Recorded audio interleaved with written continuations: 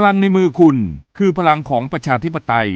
เชิญชวนคนไทยออกไปใช้สิทธิ์เลือกตั้งสมาชิกสภาผู้แทนราษฎรวันอาทิตย์ที่ 8 กุมภาพันธ์ 2569 เวลาตั้งแต่ 8 นาฬิกาจนถึง 17 นาฬิกาณหน่วยเลือกตั้งที่ท่านมีชื่อสำหรับผู้ไม่สะดวกในวันเลือกตั้งสามารถใช้สิทธิ์เลือกตั้งล่วงหน้าได้ในวันอาทิตย์ที่ 1 กุมภาพันธ์ 2569 ลงทะเบียนตั้งแต่วันนี้ถึงวันที่ 5 มกราคม 2569 ผ่านช่องทางออนไลน์ทางไปรษณีย์หรือยื่นด้วยตนเองตามหน่วยงานที่กำหนดดาวน์โหลดแอปพลิเคชัน Smart Vote หรือดูข้อมูลเลือกตั้งผ่านเว็บไซต์สำนักงานคณะกรรมการการเลือกตั้ง www.ect.go.th สายด่วนที่กกต1444เสียงของประชาชนคือหัวใจของประชาธิปไตย 8 กุมภาพันธ์ 2569 ก้าวสำคัญของคนไทยทุกคน